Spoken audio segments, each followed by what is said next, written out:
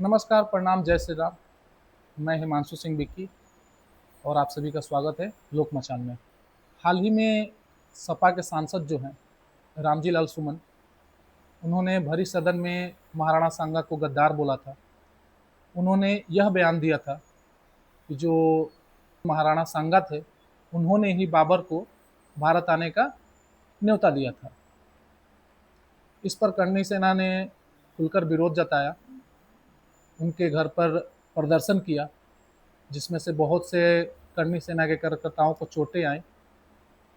आज इसी मुद्दे पर हम लोग बात करेंगे बलिया जिला के करणी सेना के अध्यक्ष कमलेश सिंह सुखन जी से। स्वागत है हमारे चैनल लोक मचान में। बहुत बहुत बधाई हो, शुभकामनाएं आपको। शुरुआत करते हैं रामजी लाल सुमन से। जी हाँ। जो उन्होंने लोकसभा में एक पार्लियामेंट में उन्होंने एक बयान दिया था महाराणा सांगा के ऊपर, जी जी जी। जो बहुत ही विवादित बयान था, जिसके ऊपर देश में बहुत ही आक्रोश पैदा हुई, खास करके राजपूत समाज में। राजपूत समाज को आजकल अन्य समाज से भी कुछ समर्थन मिल रहा है, कुछ लोग आगे आ रहे हैं और राजपूत समाज के जो करनी सेना है उनका समर्थन कर रहे हैं। साथ में महाराणा सांगा के समर्थन में अगर बात करें तो हिंदुत्व समाज को लेकर वो आगे आ रहे हैं। तो इस क्वेश्चन को हम लोग थोड़ा डिटेल में जानने की कोशिश करेंगे कि जो रामजी लाल सुमन का जो बयान था, तो क्या आपका मानना है कि वाकई में उन्हें इतिहास की जानकारी नहीं है? क्योंकि उनका बयान था कि जो महाराणा सांगा है, उन्होंने बाबर को भारत आने का न्योता दिया था, मतलब इनवाइट किया था। पहले तो मैं सांसद महोदय जी को ये बताना चाहता हूँ कि पहले इतिहास की जानकारी रखे वो, क्योंकि उनका तो कोई इतिहास है नहीं। इतिहास तो ठाकुरों का है, उसको बढ़िया से पढ़े वो। आपको बता देना चाह रहा हूँ, देश के टॉप क्लास के आईएएस की किताब है लुसेंट, जिसे बच्चे पढ़ के पीसीएस आईएएस की तैयारी करते हैं।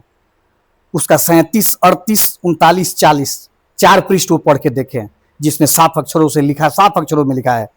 देश के करोड़ों बच्चे पढ़ के आईएएस पीसीएस बने हैं, अभी नौकरी कर रहे हैं। उसमें साफ अक्षरों में लिखा है कि बाबर को बुलाने वाला इब्राहिम लोदी के चाचा दौलत खान ने उनको आमंत्रण दिया था इब्राहिम लोदी को हराने के लिए, और आलम खान ने। साफ साफ अक्षरों में लिखा है। और कैसा इतिहास उन्होंने पढ़ लिया जिसमें बाबर ने। ये बताइए, वो महावीर राणा सांगा जिनके बारे में उनको जानकारी नहीं है, बढ़िया से जान ले। वो आज तक कोई युद्ध उन्होंने हारा नहीं, और ये योद्धा थे वो। सबको पता है, जब हम लोग छोटे छोटे बचपन से 5 से 6 किताब में मध्यकालीन इतिहास में इसका जिक्र है कि महाराणा सांगा की चौतरफा उनकी विजय थी। और महाराणा सांगा केवल क्षत्रियों के लिए नहीं लड़े हैं, केवल क्षत्रिय ही विरोध कर रहे हैं। सबसे बड़े दुर्भाग्य की बात यह है, इसका विरोध तो 1 अरब 30 करोड़ जनता को करना चाहिए, लेकिन दुर्भाग्य की बात है कि कुछ चुनिंदा साथी हमारे और क्षत्रिय ही विरोध कर रहे हैं। ये बहुत ही दुर्भाग्य की बात है। उनको इतिहास की जानकारी लेनी चाहिए। राणा सांगा क्यों बाबर को बुलाएंगे? जो खुद इतना शक्तिशाली है, वो क्यों किसी की मदद लेगा, किसी गद्दार के, किसी बाहरी आक्रांता का? और सबसे बड़े दुर्भाग्य की बात यह है कि अगर हम कह रहे हैं कि चलिए उनकी बात अगर सही भी है, तो वो तो यहाँ की मिट्टी, यहाँ के हवा, यहाँ का जल यहाँ पी रहे हैं। तो उनको बात महाराणा सांगा की करनी चाहिए ना, कि उनको बाबर की बात करनी चाहिए, बाबर की पैरवी करनी चाहिए। अपने परिवार की बात करेंगे ना। अगर हमारे परिवार का ही कोई योद्धा अगर मानते हैं कमजोरी है, एक बात कह रहा हूँ उनके कथनानुसार, तो हम उसकी बात न करेंगे कि किसी बाहर से आए हुए आक्रांता का, और जिसकी तलवारें ये पूछकर थोड़े चली थी कि आप क्षत्रिय हैं या आप ब्राह्मण हैं, आप शूद्र हैं। उसकी तलवारें चली तो सबको, पूरे हिंदुओं का नरसंहार करने का काम किया। उनका बयान बहुत ही दुर्भाग्यपूर्ण है और बहुत बहुत ही घृणित है। क्या लगता है, ऐसी जो गंदे जो बयान है, ऐसा पार्लियामेंट जैसी जगह पे ऐसा बयान दिया जाता है, वो भी एक सांसद के तौर पर कोई ऐसा बयान दे रहा है, क्या क्या कारण होगा इसके पीछे? इसके पीछे एक साजिश है। इसके पीछे एक साजिश है पूर्व मुख्यमंत्री माननीय अखिलेश यादव जी का, उनकी पार्टी का। वो चाह रहे हैं कि दलित बनाम सवर्ण हो जाए, कि 2027 में मेरी नैया पार हो जाए, लेकिन इससे नहीं होगी। क्योंकि अभी नहीं पता है तो उनको बता दूं, इतिहास में राणा सांगा हो चाहे महाराणा प्रताप हो, सबसे ज्यादा उन्होंने, उनका अगर किसी ने साथ दिया है तो दलितों ने दिया है, आदिवासियों ने दिया है। आदिवासियों की सेना उनके पास थी। वो दलित हमारे लिए लड़े, कटे, मरे हैं। दलितों से हमारी कोई बैर नहीं है, दलितों से बैर नहीं है। और सुमन लाल की खैर नहीं है, ये बता देना चाहता हूं। ये सोची समझी साजिश है, एकदम सोची समझी साजिश है।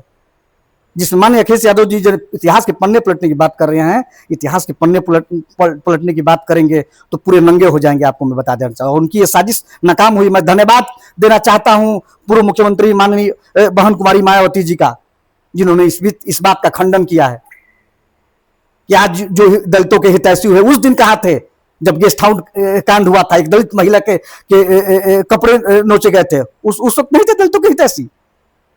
अब कैसे दलितों के हितैषी हैं वो? ये कुछ नहीं है कि राजनीतिक प्रोपेगेंडा है, जिसको अगर आप पिछड़ा इस तरह का भेदभाव देना चाहते हैं, वो सवर्ण बनाम दलित की लड़ाई करवाना चाहते हैं, बस यही मुख्य मुद्दा है। उन्होंने इस चीज़ को बना भी दिया, इस मुद्दे को उन्होंने बड़ा बना भी दिया कि जो राजपूत कम्युनिटी है, जो राजपूत कास्ट है, वो दलित एक जो सांसद है, उस चीज़ को उन्होंने दलित से जोड़ दिया। जो सांसद है रामजीलाल सुमन जी, यही तो दुर्भाग्य की बात है पत्रकार महोदय, कि जब आप बोल रहे थे तो सांसद थे, समाजवादी पार्टी के सांसद थे। राज्यसभा एक मंदिर की तरह होता है, लोकतंत्र का मंदिर है राज्यसभा, उसमें बोल रहे हैं तो आप सांसद थे, और जब आप सब बोल गए आप तो दलित हो गए। देखिए कितनी बड़ी साजिश है ये। जब बोल रहे थे तो समाजवादी पार्टी के सांसद ने दिया बयान, 2 दिन 3 दिन तक आपके पत्रकार बंधुओं के माध्यम से हर चैनलों पे उनको वही, लेकिन जब करणी सेना ने पलटवार किया, उनसे जवाब मांगा, उनके छाती पर चढ़ने का काम किया तो दलित हो गए। हो गई ताकत पर गिलास। उनके बहुत ताज़ातरीन बयान आया है कि हमको छोड़ दिया जाए, तो मैं तो ऐलान कर रहा हूं कि अगर ताकत है रामजीलाल सुमन में तो जहां कहे समय भी उनका रहेगा, जगह भी उनका रहेगा, और हम लोग लड़ने के लिए तैयार हैं, और अकेले लड़ने के लिए तैयार है, किसी की जरूरत नहीं है, और कोई मुकदमा नहीं करेंगे, कोई कोर्ट कचहरी कहीं नहीं जाएंगे। अगर उनको ताकत है तो सामने सामने लड़े, लड़के देखें। अगर लड़ने की बात कर रहे हैं तो करणी सेना के कार्यकर्ताओं द्वारा जो रामजीलाल सुमन के घर पर जो प्रदर्शन हुआ था, उसको लेकर जो रामजीलाल सुमन है, उन्होंने उपराष्ट्रपति को ज्ञापन दिया है कि उनकी सुरक्षा बढ़ाई जानी चाहिए। इस पर आपकी क्या राय है? इस पर तो उनको सोचना चाहिए, बोलने से पहले सोचना। अभी कुछ नहीं बिगड़ा था, अगर उन्होंने गलत बोल दिया, हो सकता है बुजुर्ग हो गए हैं, पुराने हो गए हैं, सठिया गए हैं, तो अपने बयान को उन्होंने वापस देते, समाज से माफी मांगने का काम करते, तो हम लोग दिल खोल के माफ करने का काम करते, ये भी आपसे बता रहे हैं। लेकिन आप एक तो गलत बोल रहे हैं, आप सुरक्षा मांग रहे हैं, तो लड़े। आप तो कह रहे थे कि प्रशासन हमको छूट दे, तो हम तो कह रहे हैं कि हम लोग तो प्रशासन से कोई मदद नहीं चाहिए, कुछ नहीं चाहिए हम लोगों को। आप जिस तरह कहेंगे उस तरह आपसे मिलने के लिए तैयार हैं। ये समझ लीजिए, वो सुरक्षा मांग रहे हैं, वो बचेंगे नहीं, कितनी भी सुरक्षा मांग ले, उनको बचना नहीं है। उन्होंने गलत किया है, गलत का परिणाम गलत ही होगा, ये समझ लीजिए। लेकिन वो तो अपने जो उन्होंने बयान दिया था, वो अपने बयान पर अभी भी अडिग है। वो बोल रहे हैं कि मैं माफी नहीं मांगूंगा। तो फिर सुरक्षा कैसी मांग रहे हैं? जब अडिग है तो घूमिए, स्वतंत्र रहिए। हाँ, उनके बच्चे कह रहे हैं कि सुरक्षित नहीं, हमारा पूरी कॉलोनी परेशान है। उनके बेटे का बयान आया था, पूरा परिवार बहू हम लोग खाए पिए नहीं है, इस तरह के डर के सहम के जी रहे हैं। तो कैसी मर्दानगी है ये बताइए? एक तरफ कह रहे हैं कि माफी मांगेंगे, एक तरफ जाके सुरक्षा मांग रहे हैं। ये दोयम दर्जे का काम क्यों, ये बताइए? अगर आपके पास ताकत है, आपका क्षमता है, आप अडिग है अपनी बातों पे, तो आंख से आंख मिलाइए, आंख से आंख मिलाइए। अगर आने वाले समय में अगर मान लीजिए रामजीलाल सुमन जो है, उन्हें अपनी जो उनका जो बयान है, अगर उन्हें लगता है कि हाँ उन्होंने गलत बयान दिया, और अगर उन्हें इस चीज़ की फील होती है, तो अगर वो माफ़ी मांगना चाहते हैं, तो आप क्या उनसे कहना चाहेंगे कि वो क्या बोले महाराणा सांगा से? क्या पूरे देश से माफी मांगना चाहिए। महाराणा प्रताप केवल क्षत्रियों के नहीं थे, 36 कौम के राजा थे महाराणा सांगा जी। 36 कौम के राजा थे, पूरे 36 कौम से उनसे माफी मांगनी चाहिए। हर एक हिंदुस्तान के हर एक व्यक्ति से उनको माफी मांगनी चाहिए। जब पूरे देश से माफी मांगेंगे, गिड़गिड़ाएंगे, तब उनको माफ करने पर विचार किया जाएगा। अखिलेश यादव का एक बयान आया था करणी सेना के ऊपर। उन्होंने कहा था कि ये करणी सेना के गुंडे हैं, जो एक दलित के ऊपर हमला किए हैं, उनके घर पर जाकर तोड़ फोड़ मचाए हैं। इस पर आप अखिलेश यादव को क्या जवाब? अरे अभी कुछ दिन पहले ही घटना घटी थी, कैसे पलटवार किया उनकी जाति के लोगों ने? अभी घटना हुई थी ना, आपको सबके संज्ञान में होगी, जो भी भाई मुख्य धारा से जुड़ा सबके संज्ञान में होगी। पलटवार तो किया था उनके यादव बंधुओं ने, बहुत पिटाई की थी वहां भीम आर्मी वालों को। उस पर तो उन्होंने नहीं कहा कि हमारे पार्टी के गुंडे हैं। हम अपने हक अधिकार की बात करेंगे, अपने पूर्वजों की विरासत बचाने की बात करेंगे तो गुंडे हो गए, और वो हमारे पूर्वजों पे उंगली उठाए तो वो दलित हैं और हम गुंडे हो गए। वाह, गजब दोयम दर्जे की राजनीति, इतनी गिरी हुई राजनीति अखिलेश यादव जी की है, ये तो सोचे ही नहीं थे। ये बहुत गलत है। गलत को गलत कहने की ताकत उनके अंदर नहीं है। अगर हम पलटवार करें, हम कह रहे हैं कि अगर वो बयान दिए थे, उसका प्रशासन उस पर अमल की होती, तो हम लोग क्यों करते? हम क्यों पलटवार करते? हम पलटवार करते ही नहीं। उनको गलत किए हैं, गलत की सजा उनको मिलनी चाहिए थी। जब सजा कोई नहीं दिया, तब करणी सेना मैदान में आई है। और करणी सेना मांगा क्या? कड़ी सेना वहां गई, शांतिप्रिय ढंग से प्रदर्शन कर रही थी, कहीं कोई तोड़फोड़ नहीं, एक साजिश के तहत घर पे पत्थर ईंट लेके वहां पहले से लोग साजिश किए हैं, उसके बाद पथराव किए हैं, तो प्रशासन से भी हम लोग को दंडित होना पड़ा है। तो भैया आप हमारे पूर्वजों को गाली देंगे, हमारे पूर्वजों को अपमानित करेंगे, तो हम ये अपमान सहन नहीं करेंगे, ईंट का जवाब पत्थर से देंगे। इतना मैं अखिलेश यादव जी को आपके पत्रकार बंधु आपके द्वारा सूचना दे रहा हूं। जब भी कोई हमारे पूर्वजों का अपमान करेगा, उसका अपमान को सहेंगे नहीं, हम लोग ईंट का जवाब पत्थर से देंगे एकदम। जो करनी सेना के जो राष्ट्रीय अध्यक्ष हैं जी वीरू सिंह जी, जी उनका भी शायद इस हमले में जो पुलिस के द्वारा लाठीचार्ज हुआ था, उसमें उस प्रदर्शन के दौरान उनका पैर टूटा है, क्या ये बात सच है? एकदम सही है, उनको चोट लगा है। वरिष्ठ राष्ट्र उपाध्यक्ष हैं हम लोगों के सनी सिंह जी, अयोध्या की धरती से आते हैं, बहुत ही क्रांतिकारी व्यक्ति हैं, और हरियाणा की धरती से चल के आए भाई उकंदर राणा जी महाराणा के वंशज हैं, उनका मैं दिल से धन्यवाद देना चाहता हूं। इस पूरे कार्यक्रम में और इस पूरे उसमें उनका अहम योगदान रहा है। बहुत काफ़ी चोटें आई हैं उनके, उसके बाद ऐसे ऐसे धाराएं उन पर लगाई गई हैं। एसटीएफ की टीम गठित हुई है, 100 पुलिसकर्मियों की टीम गिरफ्तारी के लिए गठित हुई है, जैसे कोई आतंकवादी है वो। इस तरह का 2M दर्जा का काम प्रशासन हमारे साथ कर रही है, तो भी हम घबराएंगे नहीं। 12 अप्रैल को आपको बता देना चाहूँ पत्रकार बंधु, 12 अप्रैल को हम लोग पहुंचेंगे आगरा, बलिया से भी टीम जाएगी, बड़े भाई अवनीश सिंह जी की अगुवाई में बलिया से भी टीम जाएगी वहां, और देखते हैं प्रशासन रुक ले, काउंटर कर दे प्रशासन हमारा, हम तैयार है, लेकिन पहुंचेंगे हम लोग। चोट लगा है उसमें 4-5 लोग बहुत ही गंभीर रूप से, आप देख भी रहोगे मीडिया के बंधुओं ने दिखाया किस तरह पुलिस लाठीचार्ज बेरहमी के साथ, जैसे किसी आतंकवादी के साथ बर्ताव किया जाता है, वैसे बर्ताव करनी सैनिकों के साथ हुआ, लेकिन उसके बाद भी हम लोग धराशायी नहीं हुए। आज भी मनोबल उतना ही ऊंचा है, और 12 तारीख को पूरे देश के कर्णी सैनिक वहां पहुंचने का काम करेंगे। हर वो कर्णी सैनिक वहां पहुंचेगा जो राणा संघा को अपना आदर्श मानता है।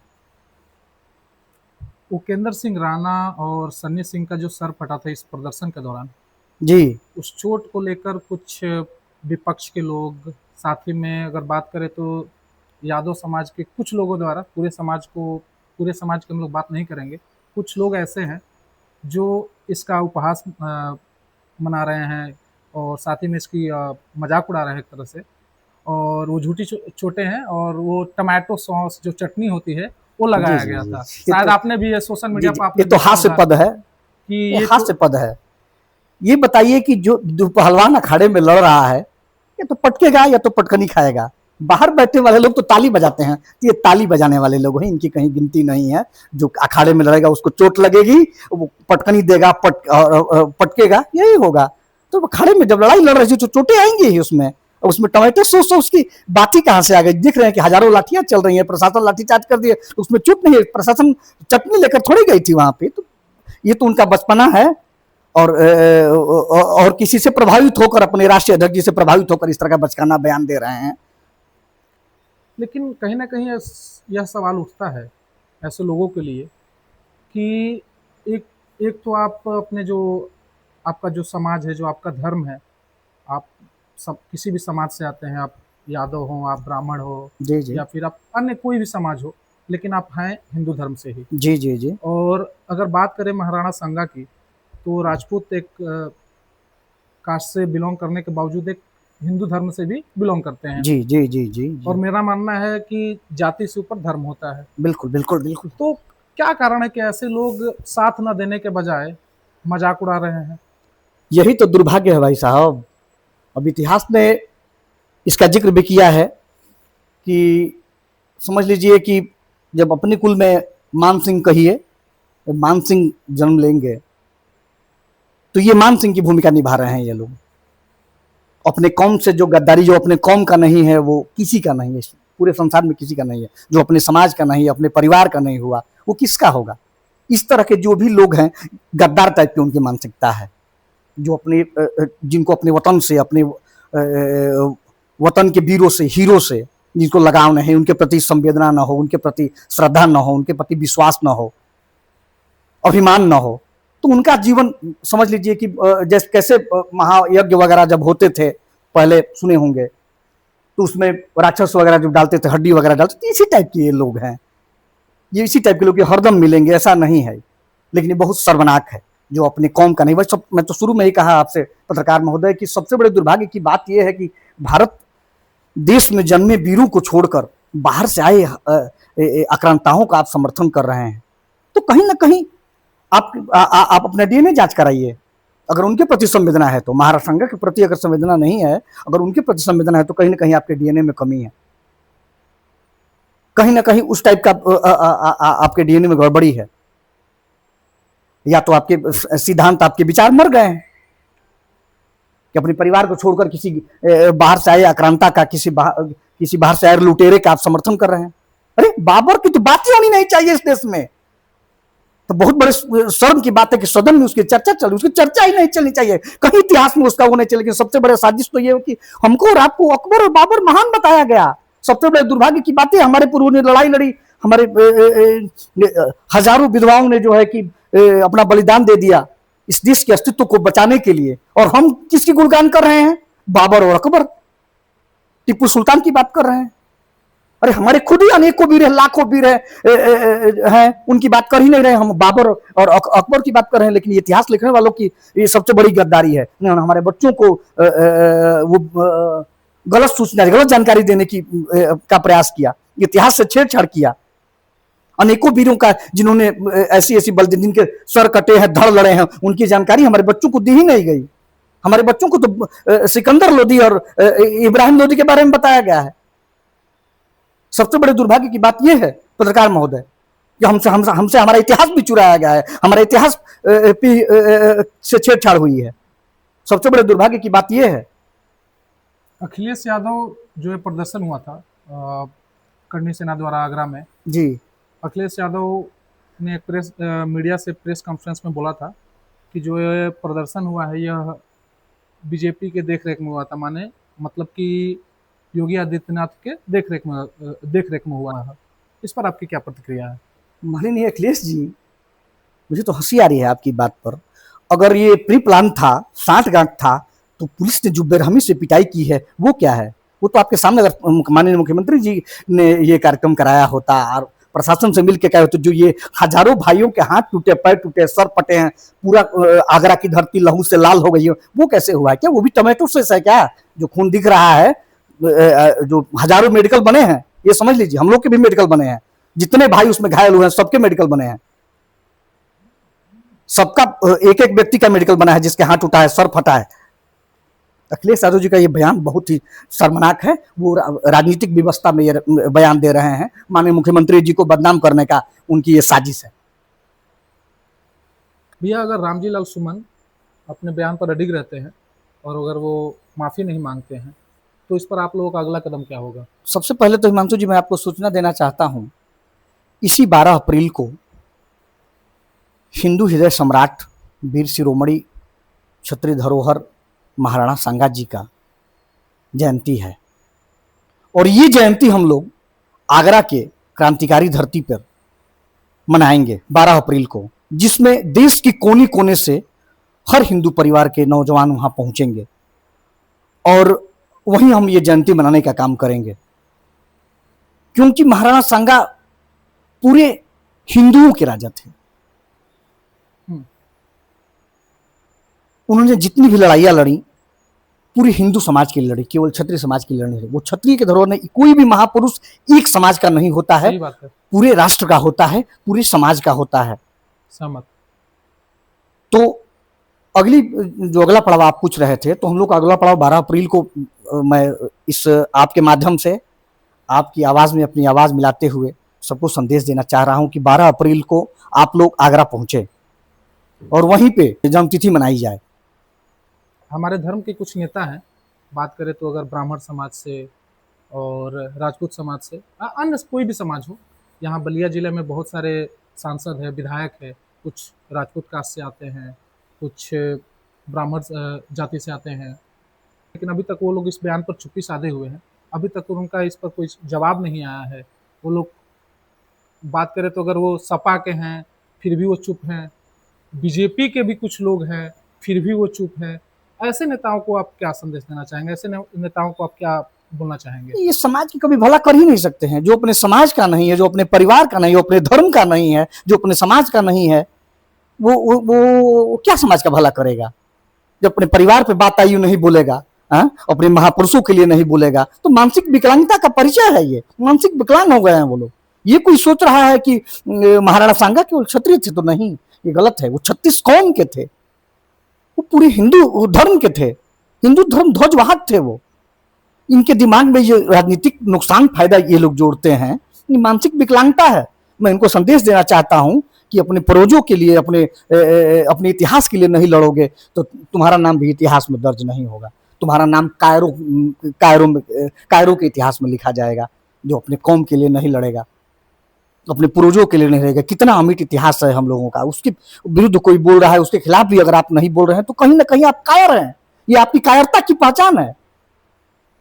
और आप हमारे बागी बलिया की जनपद की बात कर रहे हैं, तो यहाँ जितने भी नेता हैं, हमको तो नहीं लग रहा है कि वो सही दिशा में जा रहे हैं। हमारे जात के भी नेता है, विपक्ष विपक्ष के जो भी नेता है, जो राजनीतिक लाभ लेना चाहते हैं, राजनीतिक समीकरण साध रहे हैं। इनको क्या मतलब है महापुरुषों के अपमान और सम्मान से? ये कायर हो गए हैं, इनके पास शक्ति नहीं है विरोध करने की, एकदम शक्तिहीन हो गए हैं। ये केवल राजनीतिक फायदा और नुकसान, नफा नुकसान के चक्कर में पड़े हुए हैं ये लोग। और इनको ये नहीं पता है कि जब इतिहास तुम्हारा नहीं रहेगा तो तुम रह के क्या करोगे? तुम्हारे इतिहास से ही तुम हो। लेकिन जब चुनाव आता है, यही जो नेता हैं अपने अपने समाज से आग्रह करते हैं, रिक्वेस्ट करते हैं कि आप हमें वोट दीजिए क्योंकि आप हमारे समाज के हैं। और गौरतलब बात यह है कि समाज के लोग सारी बातें भूल जाते हैं और चुनाव के समय उनका साथ देने लगते हैं। उनके बारे में आप क्या कहना चाहेंगे? यही तो दुर्भाग्यपूर्ण है हिमांशु जी, कि जब समय आता है तो हम लोग भी भूल जाते हैं।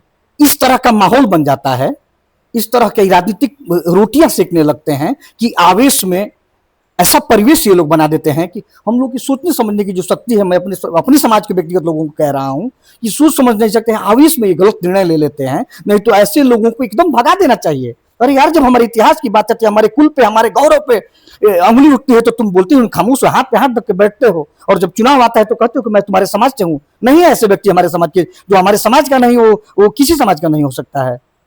तो क्या आने वाले विधानसभा 2027 में ऐसे नेताओं का विरोध रहेगा? एकदम रहेगा। मैं आपके माध्यम से, आपकी न्यूज चैनल के माध्यम से, मैं लोक मचान के माध्यम से सबको आगाह कर रहा हूं, अपने समाज के नौजवानों से निवेदन कर रहा हूं, बुजुर्गों से निवेदन कर रहा हूं कि ऐसे लोग जो समाज के खिलाफ बोलने पर भी ये लोग एक शब्द, कई निंदा तक नहीं करते हैं, ऐसे लोगों को जरूरत नहीं है राजनीति में ऐसे लोगों का समर्थन करने का। ऐसे लोगों का एकदम तिरस्कार होना चाहिए, ऐसे लोगों का बहिष्कार होना चाहिए।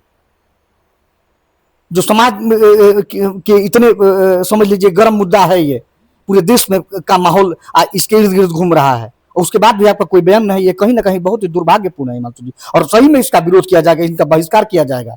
इनको कहा जाएगा उस वक्त कहाँ थे तुम, जब देश के सबसे बड़े सदन में खड़ा होकर एक समाजवादी पार्टी के 2 कौड़ी का सांसद तुम्हारे आदर्श के बारे में बोल रहा था, तुम उस वक्त क्या कर रहे थे? मुर्दा हो गए हो तुम। एकदम कहा जाएगा और इनका बहिष्कार किया जाएगा, सार्वजनिक बहिष्कार किया जाएगा। मैं अपने पूरे समाज से और अपने हिंदू समाज से आग्रह कर रहा हूं कि इनका, ऐसे लोगों का बहिष्कार होना चाहिए जो केवल हमसे राजनीतिक लाभ लेना चाहते हैं।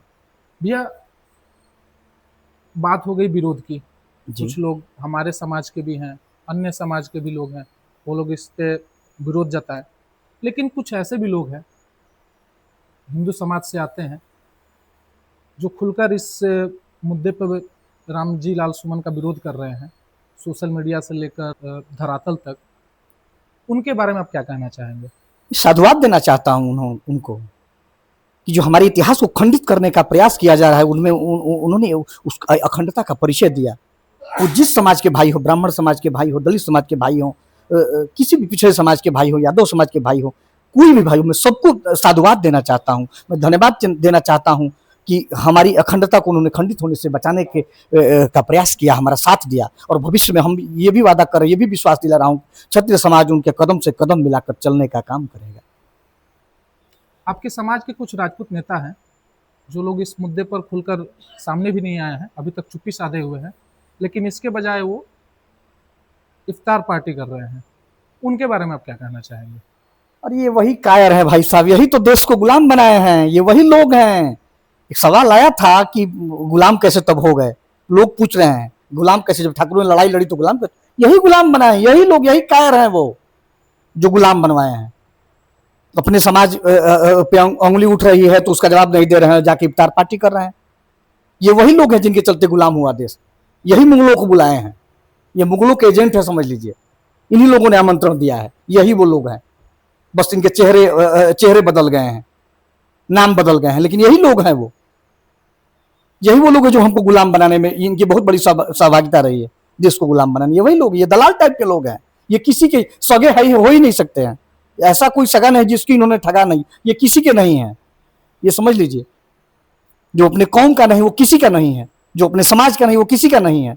बार बार ये बात मैं हिमांशु जी आपके माध्यम से बता देना चाह रहा हूं कि ये वही लोग हैं, ये वही कायर हैं, ये वही गीदड़ हैं जो हमारे समाज को, इनके वजह से हमारे समाज का सर कहीं ना कहीं समाज में झुक जाता है। ये वही लोग हैं, इनको पहचानने की जरूरत है, इनको दरकिनार करने की जरूरत है, इनका बहिष्कार करने की जरूरत है। मैं पूरे समाज से इस तरह के जो भी लोग हैं, दो दर्जे का काम कर रहे हैं, इनका एकदम समाज से बहिष्कार होना चाहिए। जो भी लोग इस मुद्दे पे हमारे साथ खड़े हैं उनका स्वागत होगा, उनकी हर लड़ाई लड़ी जाएगी। और जो भी इसका हम लोगों का विरोध करेगा, विरोध किया है, उनका समर्थन किया है बाबर, और उनका आजीवन विरोध होगा। ये भी आपको बता देना चाहता हूँ, हर स्तर से विरोध होगा, चाहे वो किसी भी पार्टी से, किसी भी पार्टी, किसी वर्ग, क्षत्रिय क्यों ना हो। हमारे मुद्दे पे, इस मुद्दे पर अगर साथ नहीं है तो उनका आजीवन विरोध होगा। ठीक है, इसको यहीं पर समाप्त करते हैं। बहुत बहुत धन्यवाद हिमांशु जी मेरी बातों को पहुंचाने के लिए।